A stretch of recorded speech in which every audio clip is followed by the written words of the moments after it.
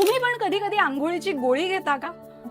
बघा, आंघोळ करायला सगळ्यांनाच आवडते. का आपण आंघोळ करतो? फ्रेश वाटतं, घामाचा वास निघून जातो. कधी कधी ऑफिसमधनं थकून आल्यावर पण आपण आंघोळ करतो की, पण आयुर्वेदाने याची कारणं सांगितली आहेत. आंघोळ केल्यामुळे पचनशक्ती सुधारते, रक्ताभिसरण नीट सगळीकडे होतं.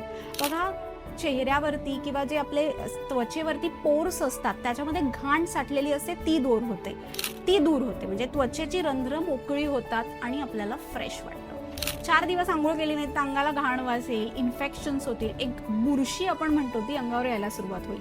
आपल्या अंगावरती एक विशिष्ट असा थर असतो मेणाचा, म्हणजे पातळ, की त्यामुळे ते पाणी त्वचेमध्ये ॲब्झॉर्ब नाही होत. तुम्ही बघा, खूप वेळ पाण्यात हात ठेवलेत की अशा हाताला रेषा आलेल्या आपल्याला दिसतात, ज्याचा अर्थ ते पाणी आत नाही शोषलं गेले. सो आंघोळ केल्यामुळे फ्रेश वाटतं. तर आंघोळ आपण करतोच, पण या आंघोळीचे काही प्रकार सांगितलेत. म्हणजे भस्मस्नान सांगितलंय, की म्हणजे काही वेळापूर्वी ऋषीमुनी भस्म लावून अंगाला आंघोळ करायचे. काहींनी मानस स्नान सांगितलंय, म्हणजे काय, तुम्ही मनाने स्नान करायचं, जशी आपण कधीतरी आंघोळीची गोळी घेतो ना, अगदी तसं.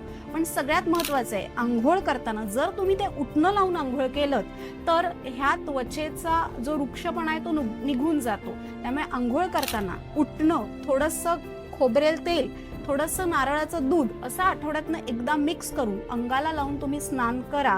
बघा, तुमची त्वचा छान चकचकीत होईल.